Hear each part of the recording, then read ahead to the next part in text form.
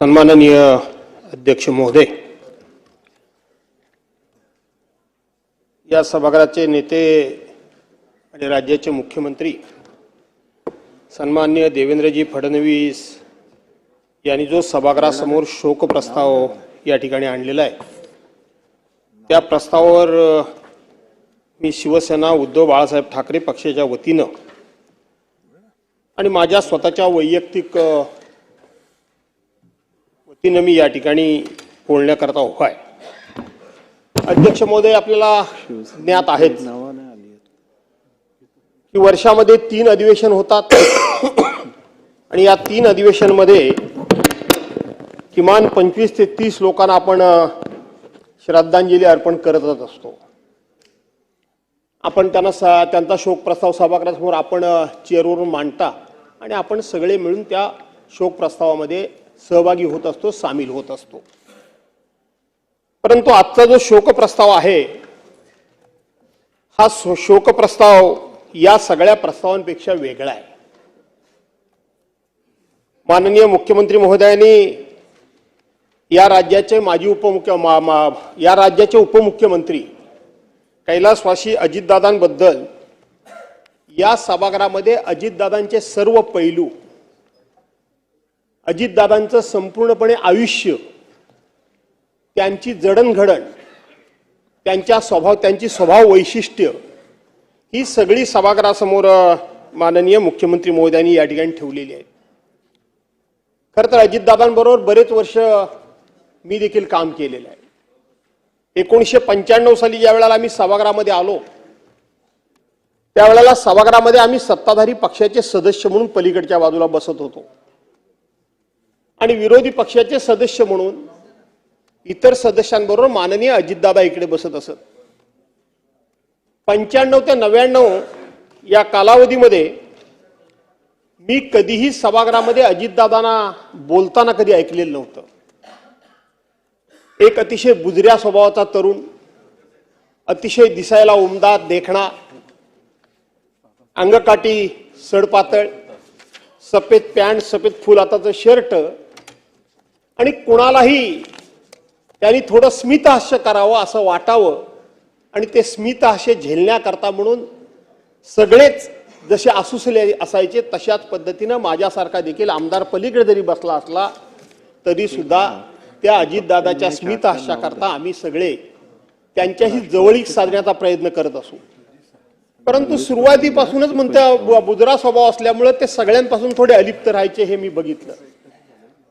परंतु खऱ्या अर्थानं दादा या महाराष्ट्राला अनुभवायला कधी मिळाले तर 1999 साली ज्या वेळेला पुन्हा काँग्रेस राष्ट्रवादी काँग्रेसचं सरकार आलं आणि त्या सरकारमध्ये अजितदादा मंत्री झाले आणि खऱ्या अर्थानं दादांच्या नासानासामध्ये ग्रामीण भागाबद्दल किती कणव आहे, किती कळवळ आहे, सर्वसामान्य माणसाला न्याय देण्याकरता म्हणून मी सत्तास्थानी बसलोय हे त्यांच्या कृतीतून दिसत होतं, केवळ बोलण्यातून दिसत नव्हतं।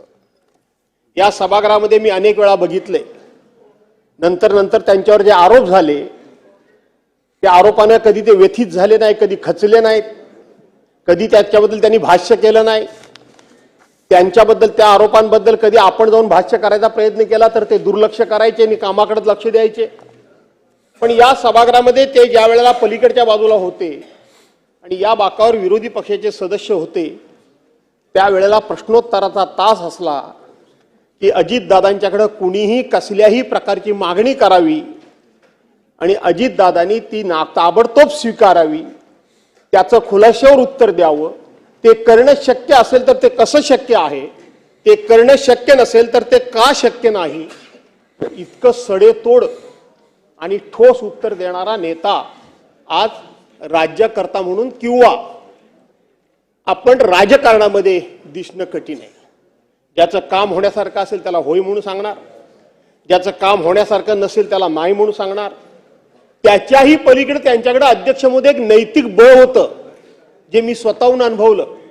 नैतिक बळ असं होतं की एखादं काम होणार असेल परंतु ते काम झाल्यामुळे आपल्या पक्षाच्या कार्यकर्त्यावर, पदाधिकाऱ्यावर जर काही त्याचा राजकीय परिणाम होणार असेल तर त्याला स्पष्टपणे सांगण्याचं नैतिक बळ अजितदादाकडे होतं की हे काम जरूर होऊ शकलं असतं, जरूर मी केलं असतं, पण हे तुझं काम केल्यामुळं माझ्या पक्षाच्या कार्यकर्त्यावर कसा परिणाम होणार आहे, त्याच्यावर कसा अन्याय होणार आहे, त्याला कसा त्रास होणार आहे, त्यामुळं मी तुझं काम करणार नाही हे सांगण्याचं धाडस हे अजितदादांच्याकडे होतं.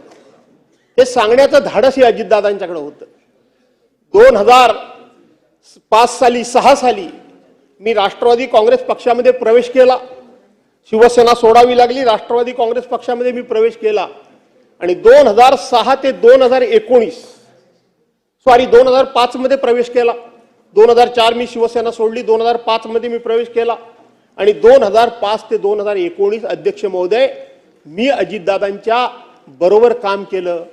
काही दिवस राज्यमंत्री म्हणून काम केलं, काही दिवस कॅबिनेट मंत्री म्हणून काम केलं आणि काही दिवस त्या राष्ट्रवादी काँग्रेस पक्षाचा राज्याचा अध्यक्ष म्हणून सुद्धा मी काम केलं. लोकांना असं वाटायचं की दादांना बरं वाटेल तेवढं आपण बोललो म्हणजे दादांच्या आपण जवळ गेलो, पण मी अनुभवलंय, ते निराळच अनुभवलंय. बरं वाटेल हे बोलणारे बरेच लोक असतात, पण खरं बोलण्याचं धाडस हे दाखवलं जर आपण तर त्याचं सुद्धा तोंडावर नाही, बोलण्यातून नाही, पण अजितदादांच्याकडे ते सुद्धा एक कौशल्य होतं, ते सुद्धा एक उदार भाव होता की हा खरं बोललाय. भले ते माझ्या विरोधात आहे, तो खरं बोललाय तर ते खरं स्वीकारण्याचं सुद्धा दायित्व आणि तो मनाचा मोठेपणा माननीय अजितदादांच्याकडे मी स्वतःहून अनुभवलाय, मी स्वतःहून पाहिलाय. माझ्यापेक्षा ते वयानं 2 वर्षांनी लहान होते, 2 वर्षांनी लहान, मी त्यांच्यापेक्षा 2 वर्षांना मोठा आहे, 2-2.25 वर्षांना मी मोठा आहे वयानं. पण अध्यक्ष झाल्यानंतर अध्यक्षाचा मान सन्मान कसा राखावा, मी कोणतरी एका मोठ्या घराण्यातला नेता आहे, मी राज्याचा उपमुख्यमंत्री आहे, मी मंत्री आहे आणि हा अध्यक्ष आम्ही केला म्हणून झाला, हा भावनी ही वागणूक त्यांच्या स्वभावात नव्हती. अध्यक्ष म्हणून त्याचा योग्य तो मान सन्मान राखणं हे सुद्धा त्यांच्याकडे एक संस्कार होते, संस्कार होते. एक सुसंस्कृत नेता म्हणून तोंडानं वाटताना असं वाटत असेल की फटकन बोलायचा. मी तर त्यांना आमच्या कोकणातला फणसाची उपमा द्यायचो, त्यांना तर खरं फणस खूपच आवडायचं कोकणात गेल्यानंतर. वरून माणूस हा काटेरी जरी वाटला तरी आतून अत्यंत रसाळ होता, मधाळ होता, गोड होता. अशा प्रकारचे हे दादा होते. गेलेल्या माणसाबद्दल आपण अनेक वेळा चांगलंच बोलायचं असतं, पण खरोखरच दादा चांगले होते म्हणूनच चांगलं आपण सगळे बोलणारच आहोत, याबद्दल काही शंका बाळगण्याचं कारण नाही. अध्यक्ष महोदय, अध्यक्ष महोदय, परवांच्या दिवशी दादा गेले. सकाळी खरं सांगायला गेलं तर ज्या वेळेला मी दिवसभर कधीही टीव्ही लावत नाही, काही दुनिया इकडची तिकडे झाली तरी मी टीव्ही लावत नाही. मी संध्याकाळीच फक्त 1 तासभर बातम्या ऐकतो आणि विषय सोडून टाकतो. सकाळी मात्र जेवढी वर्तमानपत्र वाचता येतील तेवढी मात्र वाचून काढायची. पण हल्ली वर्तमानपत्र सुद्धा 8 वाजल्याशिवाय येत नाहीत, त्यामुळे ती सुद्धा वाचणं हल्ली कमी झालंय. पण माझा मुलगा विक्रांत धावत आला, त्यांनी बघितलं, पप्पा पप्पा पप्पा टीव्ही लावा. बोलो काय झालं? दादांच्या, माझ्या अंगावर काटा आला, दादांच्या विमानाचा ऍक्सिडेंट झाला. अरे बोलो काय बोलतोयस काय, कुठे झाला? नाही म्हणाला, फार काहीतरी गंभीर घडलंय, तुम्ही ताबडतोब टीव्ही लावा. मी टीव्ही लावला.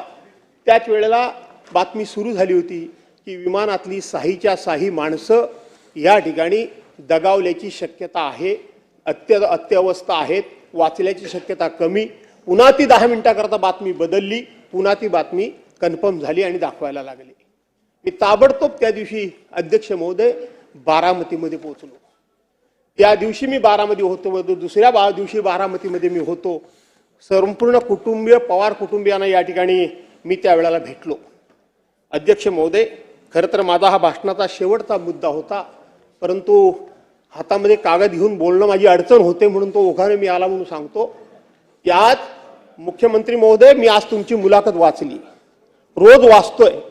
सीबीआय मार्फत चौकशी करा, CID मार्फत चौकशी करा, DCGA मार्फत चौकशी करा, काय कशी चौकशी करा ती करा, पण महाराष्ट्राच्या मनामध्ये संशय आहे. महाराष्ट्राच्या सर्वसामान्य माणसाच्या जनतेला दादांचा अपघात झाला हे मन मानायला तयार नाही, तुमचंही मानायला तयार नाही आणि माझंही मानायला तयार नाही. कुठेतरी घातपात झालाय असंच वाटतं. काय झालं काय नाही झालं हे चौकशी अंती बाहेर येईल. इथं आमचे सदस्य रोहित पवार त्या संदर्भामध्ये भांडतायत, पण ते भांडत असताना दुसरी एक चर्चा घडते, ही चर्चा घडू नये म्हणून हा मुद्दा मी उपस्थित करतोय की त्या दिवशी पवार साहेबांनी सांगितलं की हा घातपात नाही, हा अपघातच होता, म्हणून रोहित पवार वेगळं बोलतात आणि पवार साहेब वेगळं बोलतात असा त्याचा अर्थ लागता कामा नये. का तर त्या दिवशी ते बारामतीतलं मी दृश्य बघितलं. अख्खा महाराष्ट्र बारामतीकडे त्या ठिकाणी लोटला होता. माणसं ओळखणारी अनेक असतात आणि ते प्रत्येकाच्या मनामध्ये एक संपूर्णपणे चीड होती. कुठेतरी काहीतरी वाईट घडलंय, कुठेतरी ही दुर्घटना घडली की घडवली गेली अशा पद्धतीचा संशय प्रत्येकाच्या मनामध्ये होता. पवार साहेबांसारखा एक अनुभवी माणूस की कोणत्या वेळेला कोणतं स्टेटमेंट करायचं हे त्यांना माहित होतं. तो स्टेटमेंट करतानाची पवार साहेबांची तुम्ही ती छबी समोर आणा. पवार साहेबांनी हातामध्ये कागद घेतला होता, मान खाली होती आणि एकच वाक्य फक्त ते बोलले की हा घातपात नाही, हा अपघात आहे. का बोलले, कशा करता बोलले? एक जर बारामतीमध्ये दादा जर ठिणगी पडली असती, एक ठिणगी पडली असती तर अख्खा महाराष्ट्र त्या ठिणगीनं होरपळून निघाला असता, होरपळून निघाला असता. पुऱ्या महाराष्ट्रामध्ये हे लोण पोचलं असतं आणि सरकारनं कितीही ताकद लावली आणि कुणीही लावली तरी त्याला कंट्रोल करणं हे कोणालाही शक्य झालं नसतं. म्हणून त्यावेळचं पवार साहेबांचं स्टेटमेंट माझ्यासारख्या कार्यकर्त्याला अत्यंत समयोचित वाटतं. मी त्याच्यावर कधी भाष्य केलं नाही, पण आज हे भाष्य करणं मला उचित वाटतं. आणि म्हणून रोहित पवार आणि शरद पवार साहेब मांडतात ही भूमिका विसंगत नाही, तर त्या वेळची परिस्थिती आपण नजरेसमोर आणली पाहिजे. आणि म्हणून दादांचा घात झाला की अपघात झाला हे मुख्यमंत्री महोदय शोधून काढा. यापेक्षा मी या विषयावर काही जास्त भाष्य करू इच्छित नाही. अध्यक्ष महोदय, दादा म्हणजे एक संपूर्ण महाराष्ट्राचा आधारवड होता. प्रत्येकाला दादा म्हणजे एक आधार वाटत होता. तो पक्ष कुठला आहे, ती जात कुठली आहे, तो धर्म कुठला आहे, तो पंथ कुठला आहे, त्यांच्या बाजूचा आहे की त्यांच्या विरोधात आहे, त्यांच्यावर आरोप केला की त्यांच्यावर टीका केली, त्यांना दोष दिला की काय केलं, याचा विचार न करता काम जर करून घ्यायचं असेल तर दादांच्या दालनात जावं. अशा पद्धतीचा विचार आणि सर्वसामान्य माणसाला, गरजू माणसाला आधार वाटणारा आधारवड म्हणजे अजितदादा होता. आज हा महाराष्ट्राचा आधारवड कोसळून पडला. आज हा महाराष्ट्राचा आधारवड उलमळून पडला. कधी पडला? अध्यक्ष महोदय, ब्रह्मकमळ हे रात्रीचं उगवतं, रात्रीच्या 12 वाजता ब्रह्मकमळ उगवतं. पण महाराष्ट्राच्या राजकारणामध्ये अजितदादा पवार नावाचं ब्रह्मकमळ अगदी मध्यानीला उगवलं होतं, उमललं होतं. मध्यानीला उमललं होतं. दुपारच्या 12-1 वाजण्याच्या सुमारास उमललं होतं. तेजानं तळपत होतं. कुणाची नजर लागली माहीत नाही, पण हे उमललेलं ब्रह्मकमळ असंच त्या ठिकाणी करपून त्या ठिकाणी नाश पावलं, नाश के झपावलं. हे केवळ पवार कुटुंबियांचं नुकसान झालं नाही, त्यांच्या पक्षाचं नुकसान झालं नाही, तर समस्त माझ्या महाराष्ट्राचं नुकसान झालं, समस्त माझ्या महाराष्ट्राचं नुकसान झालं. आणि म्हणून महाराष्ट्र माझ्यापेक्षा मोठा आहे असं सातत्यानं मांडणारे दादा आज आपल्यामध्ये नाहीत. आणि म्हणून या सभागृहामध्ये आपण यापूर्वी प्रस्ताव मांडत असताना या राज्याचे माजी मुख्यमंत्री कैलासवासी विलासराव देशमुखांना सुद्धा आपण श्रद्धांजली अर्पण केलेली आहे. मुख्यमंत्री महोदय, माजी मुख्यमंत्री मनोहर जोशींना सुद्धा श्रद्धांजली अर्पण केलेली आहे. त्याचबरोबर माजी अध्यक्ष दत्ताजी नलावडेंना देखील श्रद्धांजली अर्पण केलेली आहे. आणि माजी उपमुख्यमंत्री गोपीनाथराव मुंडेंना देखील आपण या सभागृहामध्ये श्रद्धांजली अर्पण केलेली आहे. आणि आर पाटलांचा शोक प्रस्ताव सुद्धा या सभागृहामध्ये येऊन गेला आहे आणि आपण त्या शोक प्रस्तावामध्ये सगळे सामील झालेले होते. शेवटी सर्वांचं जीवन, सर्वांचं आयुष्य समानच आहे, पण तरी देखील दादांचा शोक प्रस्ताव हा माझ्या दृष्टीनं खूप निराळा आहे. आणि म्हणून आपण सर्वांनी दादांना या ठिकाणी स्वतंत्र अशा पद्धतीची जी श्रद्धांजली अर्पण करण्याचा कार्यक्रम या ठिकाणी केलात. या इथं सुनेत्रा वहिनी बसलेल्या असायच्या. आज सकाळपासून त्यांच्या डोळ्याला डोळा, तसे त्यांच्या आमचे घरगुती संबंध आहेत. मी त्यांच्या पूर्वीपासून त्या माझ्या ओळखीच्या, मी त्यांच्या ओळखीच्या, मी त्यांच्या घरी जाऊन जेवण खाऊन करून आलेलो आहे. पण माऊलीच्या डोळ्याला डोळा देण्याचं माझं धाडस होत नाहीये. पण आता इथं समोर बसलेले दादा दिसणार नाहीत. तो कठोर आवाज, तो करारी आवाज, तो कर्तव्यदक्ष आवाज आणि तितकाच आश्वासक आवाज, नुसता करारी कठोर असा नव्हता, तर त्या आवाजामध्ये आश्वासकता होती. एकदा बोलायला उभे राहिले, पण नंतर हा आवाज थोडासा कातर होत गेला होता असा मला एक संशय आला. 2022 साली ते सत्तेमध्ये सामील झाले. आणि सामील झाल्यानंतर मला नेहमीप्रमाणे जेवणाचा निरोप आला. मी जेवायला गेलो आणि जाताना मी माझे कागद घेऊन गेलो. उद्धव बाळासाहेब ठाकरे सरकारमध्ये आम्हाला विरोधकांना, त्यावेळेला आम्ही सत्ताधारी होतो, मंजूर झालेली बजेटची कामं, त्या बजेटला तत्कालीन सरकारनं स्टे दिला होता आणि दादा पुन्हा मंत्रिपदी गेले. आमच्या आशा पल्लवित झाल्या. मी कागद घेऊन गेलो, सगळं मंजूर असलेले सगळे पुरावे दादांच्या हातात दिले. एका बाजूला जेवलो, आम्ही दोघेच केबिनमध्ये होतो, जेवलो, कागद हातात दिले आणि दादांनी सांगितलं काळजी करू नकोस, बजेटमध्ये मीच तरतूद केलेली आहे, मी ह्याचे ताबडतोब स्टे उठवून देतो. मी स्टे उठण्यापूर्वी आम्ही देवेंद्र फडणवीसजी, त्यावेळेला त्यांच्याकडे अर्थ खातं होतं, त्यावेळेला बांधकाम मंत्री रवींद्र चव्हाणांना घेऊन मी त्यांना त्या सह्याद्रीला पण भेटलो होतो. एकनाथराव मुख्यमंत्री होते, त्यांनी एन्डॉर्समेंट केलं होतं, पण आमचा स्टे उठत नव्हता. दादाने हातात कागद घेतले, मी ताबडतोब स्टे उठवतो म्हणून सांगितलं. दुसऱ्या दिवशी चिठ्ठी लिहून मला बोलवलं आणि दादानी सांगितलं की मी तुमच्या बाबतीत काही तुम्हाला मदत करू शकत नाही, सरकारचं धोरण ठरलेलं असं आहे की विरोधी पक्षाला मदत करायची नाही. ठीक आहे, काही हरकत नाही. नंतर मी कोर्टामध्ये गेलो, तो सगळ्यांचा स्टे उठवला, तो भाग वेगळा. पण त्याच्यानंतर सुद्धा ज्या वेळेला 2024ला पुन्हा सरकार बदललं, तेव्हा मी त्यांना भेटायला गेलो. तेव्हा मला त्यांनी स्वतःहून अभिनंदनाला फोन केला. ते प्रत्येकाला करायचे अभिनंदनाचा फोन, मला पण केला. तेव्हा म्हटले मी सांगितलं होतं किती मताने येईल हे सांगता येत नाही, पण हा पट्ट्या निवडून आल्याशिवाय मात्र राहणार नाही आणि तुम्ही निवडून आलात.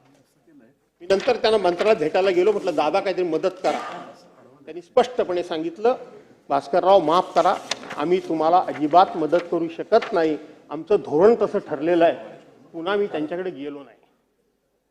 न चुकता दादांच्याकडे कधी मी गेलो नाही, असं कधी होत नाही. सभागृहात गेल्याच अधिवेशनमध्ये इथंच मुद्दा म्हणून मी त्यांच्यावर शिवपुतळ्यावरून आरोप केले, जोरदारपणे आरोप केले. का तर रागाच्या भरात येऊन त्यांनी एखादं काम तुमचं करून टाकतो म्हणून म्हणावं. त्यांची नाडी मला माहित होती, पण काही उपयोग झाला नाही. उलट ते आले उत्तरला द्यायला आणि माझ्यावर एकदम चिडले. त्यांना तो अधिकार होता, पण चिडत असताना मी फक्त डोळ्यात डोळे बघितले. माणूस किती हुशार होता, माणसाला माणूस डोळ्यामध्ये किती वाचत होता. त्यांच्या एका क्षणात लक्षात आलं की ह्यांनी आपल्यावर आरोप केलेले नाहीत, हे काम व्हावं म्हणून हा राजकीय खेळ यांनी खेळलेला आहे. एका सेकंदात त्यांनी माघार घेतली, आपले शब्द तिथल्या तिथं थांबवले. असा हा नेता. आमच्या कोकणामध्ये नुकतेच गेले होते. छत्रपती संभाजी महाराजांचं स्मारक कसबा ते संगमेश्वर तालुक्यामध्ये बांधण्याकरता म्हणून मुख्यमंत्री महोदय त्यांनी खूप सगळी टीम घेऊन गेले. उन्हा तानातून फिरले, वर खाली नाचले. तिथं गेल्यानंतर त्या मधमाशा, त्यांना प्रचंड प्रमाणामध्ये त्या मधमाशांचा त्रास झाला. मला वाटतं अनेक कामं तुम्ही त्यांची पूर्ण करणार आहात. त्याच्यामध्ये हे छत्रपती संभाजी महाराजांचं स्मारक हे आमचं वैयक्तिक कोणाचं काही काम नाहीये, कोकणाचं आहे, ते आपण पुरं करावं अशा प्रकारची मी आपल्याला विनंती करतो. दादांबद्दल सांगत असताना त्यांना अनेक प्रकारे छळलं. त्यांच्या शब्दाचा अन्वय अर्थ काढून, वेगळा अर्थ काढून मी काही त्यांच्यावर हे सांगतो नाही, पण थोडंसं विकास कामांच्या योजना, सरकारी योजना, विकास कामं याच्यावर महाराष्ट्रामध्ये बोलायचं झालं तर दादांचा कोणी हात धरू शकत नव्हता. पण राजकीय कोणावर टीका टिप्पणी करायचं म्हटलं की थोडं कुठेतरी ते नेहमी फसायचे. राजकीय टीका टिप्पणी करण्यामध्ये, शब्दामध्ये कुठेतरी फसायचे आणि मग त्या शब्दाला धरूनच सगळे त्यांना चारी बाजूनं त्यांच्यावर उगाचच आरोप करत असायचे. आणि म्हणून दादा कधी कधी शब्दात फसत होते, परंतु तितकेच मागे घ्यायची त्यांची तयारी असायची. त्यांना तोही त्रास झालेला मी त्या ठिकाणी बघितलेला आहे. हल्लीच एका IPS अधिकाऱ्याला त्यांनी नुसता फोन लावला. IPS अधिकाऱ्याचं पोलीसचं काम आणि ते काम होतं महसूल विभागाचं. माती खणत होता म्हणून तिथं IPS अधिकारी गेली. आपल्या कार्यकर्त्यांनी फोन केल्यानंतर फोन करावा लागतो आणि मग ते IPS अधिकारीचा एवढा रुबाब. आणि आम्ही राज्यकर्ते सगळ्याच पक्षाचे आम्ही दादांना घेरण्याचा प्रयत्न केला. माझ्या पक्षाच्या वतीनं पण टीका झाली, मी नाही म्हणणार नाही. सगळ्यांनीच टीका केली की दादा मुख्यमंत्री झाले म्हणून काय झालं, त्यांचे कार्यकर्ते असे झाले म्हणून काय झालं. अरे त्या IPS अधिकाऱ्याचं काम आहे काय? त्या ठिकाणी जाऊन कोण माती उत्खनन करत असेल तर त्याला अटक करणं, त्याला दम देणं, ते महसूल विभागाचं काम आहे, ते तहसीलदाराचं काम आहे, ते प्रांताचं काम आहे. आणि ही गेली का ती कशाला सिव्हिल ड्रेसवर? जेव्हा चारी बाजूने दादांवर टीका व्हायला लागली, मी स्वतःहून स्टेटमेंट दिलं. कोण IPS अधिकारी? काय समजते उपमुख्यमंत्र्यांबद्दल एवढं बोलते ती? तिला कोणी अधिकार दिला? कोणी असले म्हणून काय झालं? ती तिच्या खात्याच्या बाहेर जाऊच कशी शकते? वगैरे वगैरे माझ्या पद्धतीनं मी स्टेटमेंट दिलं. बावनकुळे साहेब, दादांचा मला रात्री फोन आला 11:30-12 वाजता की भास्करराव तुमचं मी स्टेटमेंट बघितलं पण आता हा विषय वाढवू नका. मी ते थांबवायचं ठरवलं. मला कळत नव्हतं की दादांना नेमकं काय खुपत होतं, काय सलत होतं. हा माणूस इतका कसा काय हळवा व्हायला लागला की हे वाढवू नका, हे करू नका, ते करू नका, ते करू नका. असे दादा कसे काय होऊ शकतात? अशा प्रकारचा विचार हा माझ्या मनामध्ये सुद्धा आला. आणि म्हणून बांधवांनो भगिनींनो, किती बोलाल तेवढं भरपूरच आहे. एक किस्सा माझ्या आयुष्यातला सांगावा की न सांगावा असा सारखा मनामध्ये आहे, पण मला वाटतं तो सांगावा. चुकला तर तो माझा काढून टाका रेकॉर्डमधून. 2006 साली पक्षानं मला, राष्ट्रवादी काँग्रेस पक्षानं मला विधान परिषदेची उमेदवारी दिली आणि दादानी मला देवगिरीला मुख्यमंत्री महोदय भेटायला बोलवलं. मला वेळ झाला. दादा वरती निघून गेले होते, वरती रूम मध्ये. त्यांनी फोन लावला ऑपरेटरने, तुम्हाला किती वाजता बोलावलं होतं? तुम्हाला माहित आहे त्यांची बोलण्याची पद्धत. म्हटलं दादा उशीर झाला. बरोबर ठीक आहे, ती तुम्हाला काय वस्तू ठेवली ती घेऊन जा. त्यांनी मला वस्तू जी ठेवली होती राधाकृष्ण विखे पाटील साहेब, ती माझ्या निवडणुकीकरता 25 लाखाची मदत मला ठेवली होती. मी 1974 सालापासून व्यवसायात आहे. इतके वेळा आमदार झालो पण 25 लाख रुपये आयुष्यात एकत्र कधीच बघितले नव्हते. एकत्र 25 लाख माझ्या आयुष्यामध्ये मी पहिल्यांदा त्या दिवशी बघितले. आणि